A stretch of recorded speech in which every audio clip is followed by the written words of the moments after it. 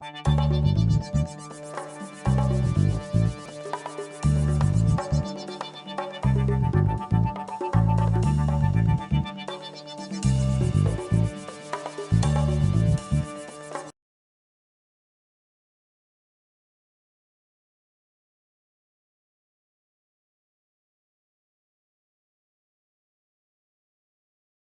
comme ça qu'elle combat la marine française. Je disais que Marine Le Pen est la personnification politique de la marine française. Tout ce qu'elle fait comme discours, tout ce qu'elle adopte comme stratégie, tout ce qu'elle a comme vision, c'est comme ça qu'elle combat la marine française. Pourquoi je vais vous démontrer un lien? Marine Le Pen est le seul qui s'acharne sur les allocations familiales. Parce que les allocations familiales viennent de la CAF. Et la CAF est une institution liée à la marine française. Les premières personnes pour lesquelles la CAF a été fondée, ce sont les personnes qui travaillaient au ministère de la Marine et qui étaient des marins eux-mêmes. Service des renseignements par excellence de la France, la CAF. Et Marine Le Pen attaque sur ça, comme son papa. Les allocations familiales, les Africains viennent ici prendre notre argent. Ceci, c'est là, c'est la marine française. La voix qu'elle entonne là, c'est la marine française. Et j'ai dit ouvertement, devant la face de la France tout entière, que c'est le Front National en tête, avec Marine Le Pen, qui provoque l'hécatombe de tous les émigrants africains dans Lampedusa. C'est elle qui donne l'ordre à tous les hélicoptères et les avions de souffler le vent pour renverser ces bateaux. Je l'ai dit à la France ouverte, que c'est Marine Le Pen qui est en tête, et Jean-Marie Le Pen, de toutes les lois qui sont données, de toutes les injonctions qui sont données à la marine française, à la marine italienne, à la marine espagnole, pour couler tous les bateaux des migrants qui sont là-bas.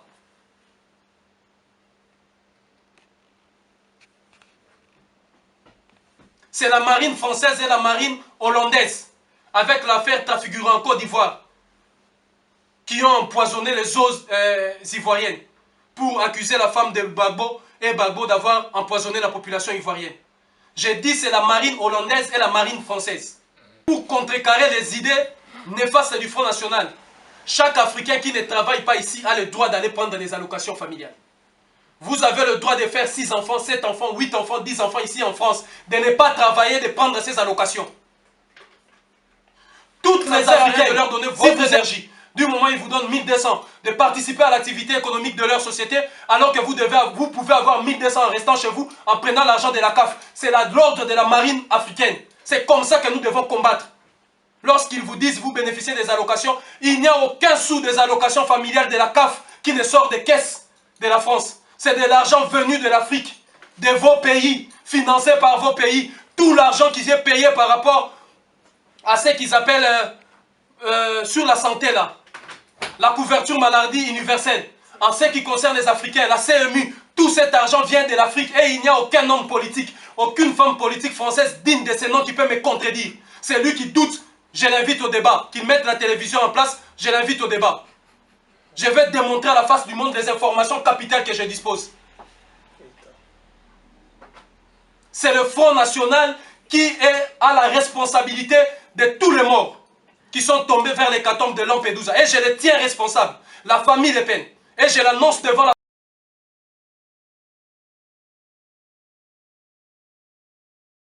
de ça que nous allons construire les 24 maisons militaires de l'Afrique. Les 24 maisons militaires de cette dimension que je disais panafricaine de choses pour mettre sur pied cette armée.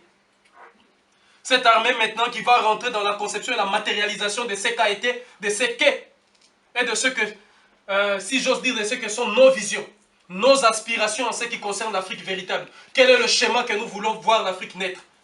Qu'est-ce que nous voulons donner à l'Afrique? Moi, je suis prêt à faire la guerre contre l'armée. Je ne sais pas toutes les armées qui vont s'aligner contre nous. Je suis maintenant prêt. Mais je demande à ceux qui sont disposés pour faire partie de cette armée de se faire connaître. Partout où ils sont. Toutes les Africaines et les Africains. Vous êtes allés là-bas apprendre la médecine. Rejoignez-nous. Vous êtes allés là-bas apprendre la plomberie. Rejoignez-nous. Vous êtes allés là-bas apprendre... vous étiez infirmière. Rejoignez-nous. Nous ne vous demandons que ça. Parce que le moment est venu maintenant, il faut liquider l'humiliation de tout notre peuple. Le peuple noir a subi une humiliation qui est aujourd'hui indescriptible. Et on ne peut pas continuer des théories, de mouvement en mouvement, de structure en structure, sans pour autant aller sur l'essentiel de la question. Ceux d'entre nous qui n'ont pas le courage, je vous prie de rester à la maison.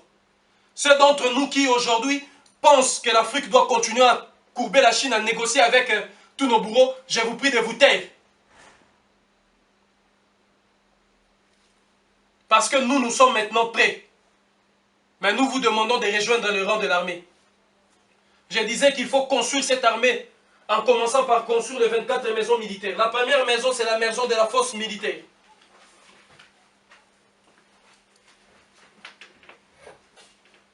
La première maison, c'est la maison de la force militaire. Je disais que le MUDC est devenu le Sinadinvila. Lorsque vous entendrez parler du Sinadinvila, comprenez que c'est le MUDC. Le Sinadinvila, c'est l'étoile racine. Hein? L'étoile racine flamboyante. Le Sinadinvila, cette maison qui est censée rassembler tout le noir qui a été dispersé. Nous avons dans cette maison les héritages de tout le noir. Ici, il n'y a pas de courant. Il n'y a pas de courant. Oh, c'est le courant de Marcus Garvey. Oh, c'est le courant de Dubois. Oh, c'est le courant de Julius Nyerere. Oh, c'est le courant de Kwame Nkrumah. Oh, c'est le courant d'Haïlé Sélassié. Oh, c'est le courant d'un tel. Non, ici, c'est l'héritage de tout le noir. Tous les noirs qui ont été dispersés, c'est leur héritage. Et le flambeau est pris. Tout celui qui va se lever contre ce qui n'est pas noir. Et tout celui qui va se lever contre ce qu'il a dans sa vocation, la sorcellerie occidentale pour détruire notre peuple. Et je le combattrai comme ça, physiquement. Et sur tous les points. Maintenant, tenez-vous prêts. Parce que vous avez donné la première gifle, on a compris qu'est-ce que vous avez dit. Je disais que la première maison sera la maison militaire. C'est cette maison qui va poser les structures fondamentales de notre armée. C'est cette maison qui va rédiger les principes et les lois de cette armée. C'est cette maison qui va constituer la force militaire. Je vous soufflerai ça dans l'oreille. Je vais vous souffler ça. Parce qu'il ne faut pas que ça sorte aux yeux du monde entier. Je vous soufflerai où on va passer, poser les fondements et les piliers de cette maison. La maison de la force militaire. Et quand vous aurez la clé en question, gardez-le en vous. Soyez digne de confiance. La dignité nationale africaine. Notion et principe numéro 1 de notre nouvelle économie. Humblement, j'appelle tous les économistes à venir participer à cette discussion. Pour que l'on comprenne réellement le PIB, le PIB et le PNB et détruire ces références ou ces indicateurs. Pour avoir comme indicateur le DNA, la dignité nationale africaine. La deuxième maison militaire sera la maison de la guérison militaire. Cette maison de la guérison militaire sera une maison qui sera censée comment trouver des solutions armées, des solutions militaires sur tous les problèmes auxquels sont confrontés l'Afrique. Nous devons à un moment donné trouver des solutions militaires. Face à l'impérialisme occidental, la solution véritable sera la solution armée. Et nous sommes prêts à livrer maintenant combat. Je dis bien que face à l'impérialisme occidental, la solution sera militaire et armée. Et tous ceux qui disent le contraire de ceux qui sortent là sont des égarés. Le moment est venu, j'ai dit, que le moment est venu maintenant, cette maison sera la maison de la guérison militaire. C'est une maison qui sera censée trouver des solutions armées et militaires sur le problème auquel est confrontée l'Afrique. Nous n'allons pas aller trouver une solution pacifique avec une Mauritanie qui continue de massacrer, de violer nos mères et de continuer à conquérir nos territoires. Nous n'allons pas aller négocier avec une Soudan arabisée qui continue à paupériser notre peuple, à spolier nos terres. La solution est militaire. J'ai dit bien, vous êtes allés apprendre la technologie là-bas, la technologie, comment fonctionne tel appareil ou je ne sais pas quoi, rejoignez-nous. Vous êtes en Corée du Nord, vous êtes en Corée du Sud, vous êtes au Japon, vous êtes africaine, vous avez une petite connaissance, vous êtes à Yamoussoukro, vous êtes à Bobo du Lasso, vous êtes à, je ne sais pas moi, à Mweneditu. Vous êtes à Sikasso, vous avez une petite connaissance capable de transformer tel métaux en ceci, tête. Rejoignez-nous, écrivez-nous, vous connaissez le lien.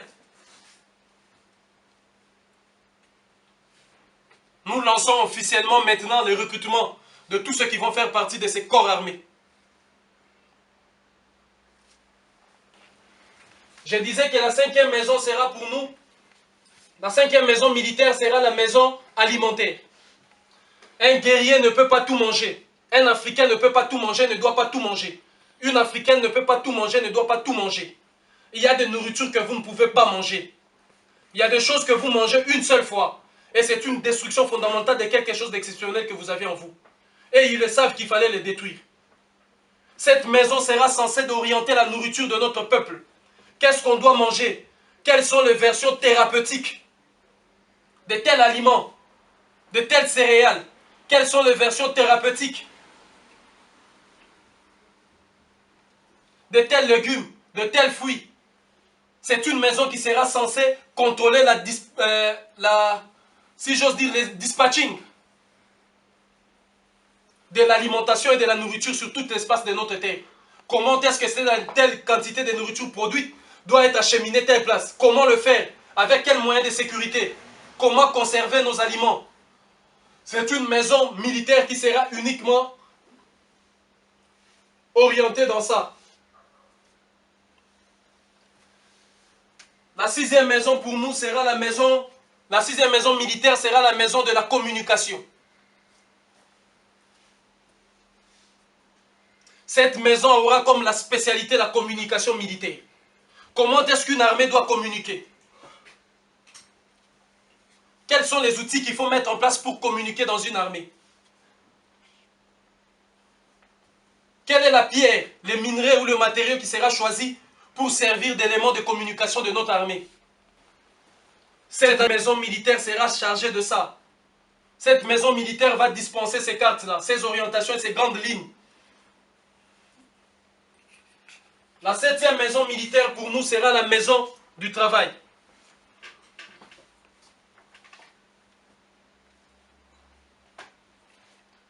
La septième maison militaire sera la maison du travail.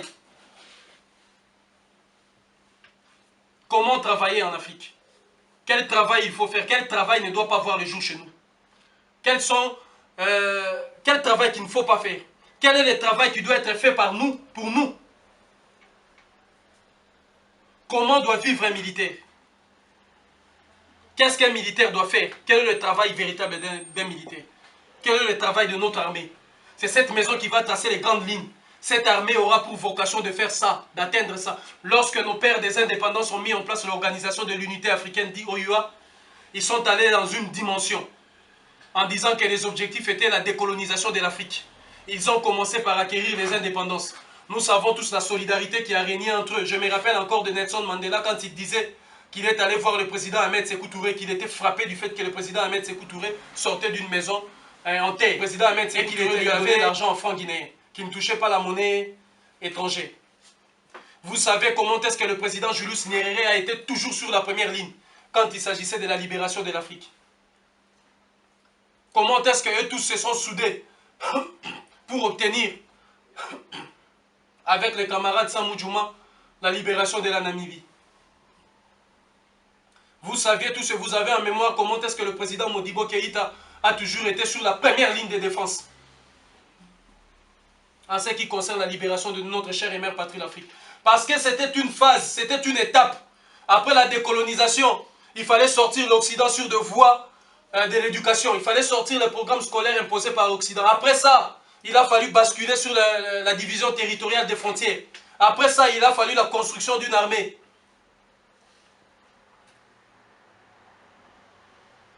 Mais comme vous le savez, nous avons subi un coup. Et aujourd'hui, l'unité africaine a été corrompue. Parce qu'elle est devenue l'Union africaine. Qui vous a dit qu'il faut faire l'union? Sur quel socle il faut que l'union là doit reposer?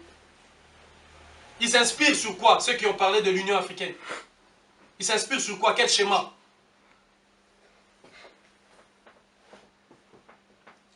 Parce qu'aujourd'hui, tu entends tous les Africains, l'Union européenne l'a fait. L'Union européenne est une machine meurtrière qui ne fonctionne pas. Hein? L'Union européenne est une machine impériale. Hein? Qui a pour vocation de piller systématiquement toutes les ressources partout. Vous prenez comme exemple l'Union. Nous parlons de l'unité. Il ne faut pas corrompre la pensée africaine. Nous restons sur le fondement de l'unité. Et l'Union africaine doit disparaître. Si Mugabe n'a pas la force de prononcer la disparition de l'Union africaine, je retire mon soutien à son égard. L'Union africaine doit disparaître. C'est une institution corrompue. Donnez-moi une seule réalisation politique de l'Union africaine. Une seule réalisation économique qui va dans le sens de notre peuple. Zéro. Ils n'ont fait que légitimer des contrats bidons depuis qu'ils sont là. Ce sont des corrompus. Tous ceux qui siègent là-bas sont des corrompus. Et ils sont allés suyer l'Éthiopie. Nous devons revenir sur le fondement de l'unité africaine. Ils ont été corrompus par les Européens, qui leur ont dit, vous devez faire l'Union africaine, l'UIA, comme nous on a fait l'UE. Regardez, la disposition reste pareille. Hein? L'Afrique en tant que continent, dans l'alphabet français ou latin, regardez, l'Union africaine, corrompue. Une institution corrompue, au vrai sens du terme. Corrompue.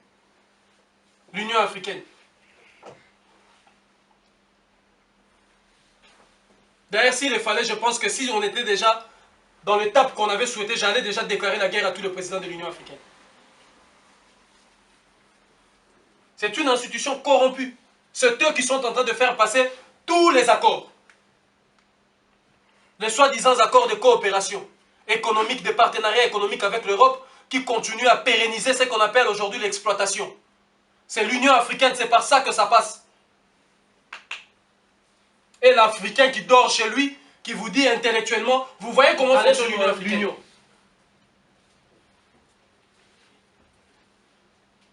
Je disais que la 8e maison militaire, pour nous, c'est la maison de l'autorité militaire.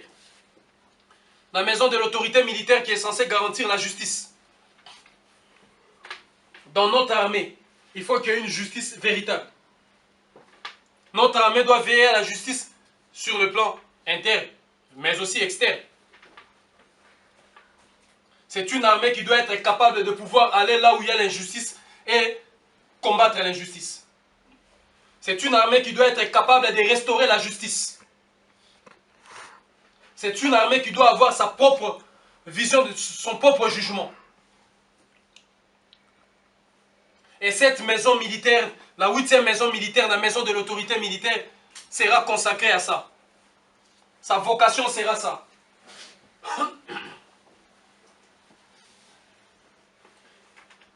La 9e maison militaire pour nous sera la maison de la vie militaire. Votre vie dans l'armée.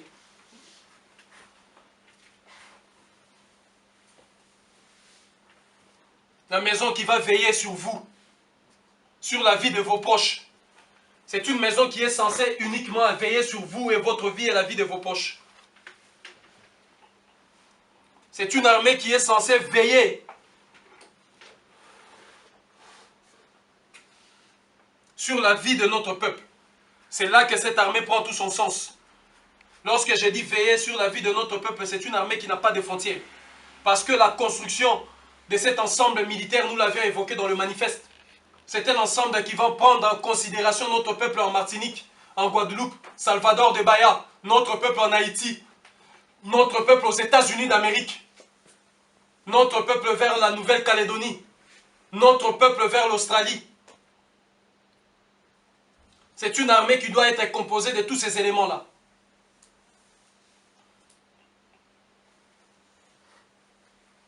Et je lance un appel solennel à tous les jeunes Africains et Africaines de tous ces contrées que je viens de citer, qui sont dans des armées occidentales, de déposer leur tenue et de venir nous rejoindre.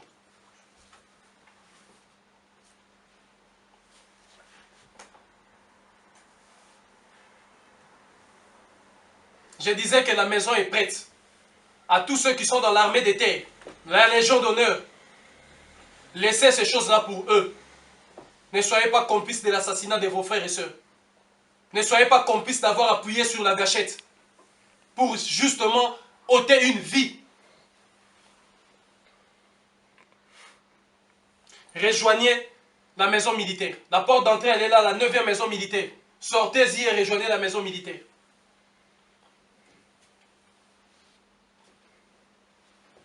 La 10e maison militaire pour nous sera la maison de la destinée.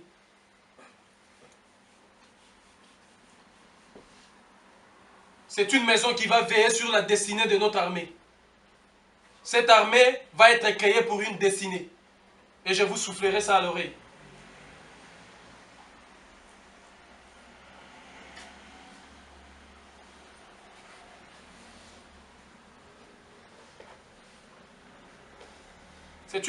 C'est une maison qui doit être créée dans ce sens.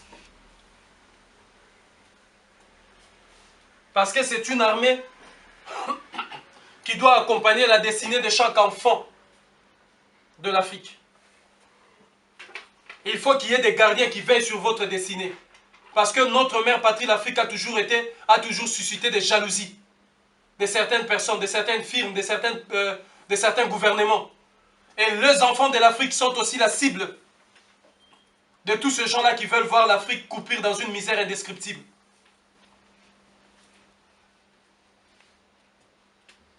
C'est la maison de la puissance terrestre.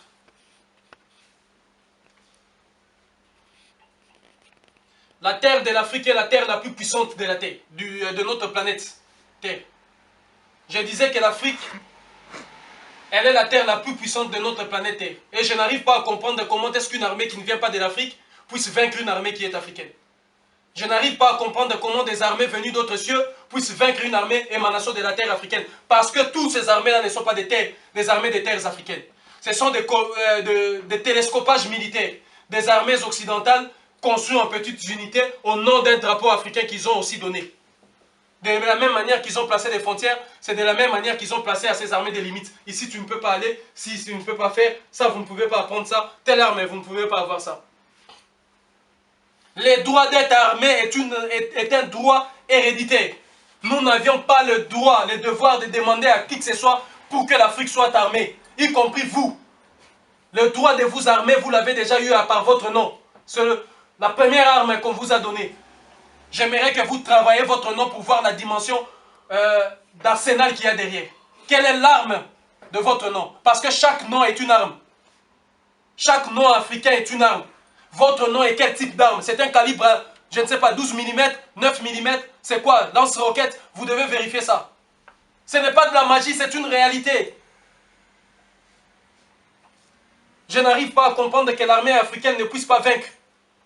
Et que l'Afrique ne puisse pas avoir une armée la plus puissante. Alors que la terre d'Afrique est la terre la plus puissante en tout. En ressources, en énergie, en taux vibratoire. Et il n'y a aucune raison. Parce que les forêts africaines sont les forêts qui aujourd'hui constituent ce qu'on appelle le poumon vert du monde et de la planète. Donc une tenue militaire fabriquée avec le feuille de la forêt africaine ne peut pas être une tenue qui peut être souillée d'humiliation. Je suis venu ici devant vous parce que moi et ma délégation, nous sommes venus vous présenter la cotonnade du Burkina Faso. Thomas Sankara est venu en tenue militaire, travaillé par les tisserands. Vous avez senti la vibration dans la salle. Vous avez senti qu'il fallait aller plus vite avec cet individu. Parce que c'était ça le secret. Les tenues militaires de Thomas Sankara tissées par les tisserands burkinabés. Parce que les feuilles venaient de la forêt et des forêts africaines. De quoi est faite la tenue de l'armée congolaise? De quoi est faite la tenue de l'armée malienne? De quoi est faite la tenue de l'armée ivoirienne? Même les questions les plus essentielles, on abandonne. Avec quoi? Avec quel type de feuilles on lave ces tenues-là? Voilà. Les Français vous fournissent tout. Il est normal qu'ils dominent sur vous. Les Belges, les Allemands, il est normal. Ce n'est pas de la magie. C'est là qu'ils ont vaincu l'armée. Et il faut reconstituer cette maison militaire. La maison de la puissance terrestre. Je suis en train de dire les principes. Je suis en train de vous dire les éléments de la concrétisation. Vous voyez qu'en premier, je mets des tisserands. Orientez l'Afrique autrement. Restez sur le principe si vous voulez, sur la modernité, mais source d'inspiration. Là où il faut aller puiser, avec quoi il faut fabriquer. L'Afrique a ça. Je vous rappelle la phrase célèbre du camarade capitaine Thomas Sankara. Je suis ici, moi et ma délégation, pour vous présenter la cotonnade du Burkina Faso. Aucun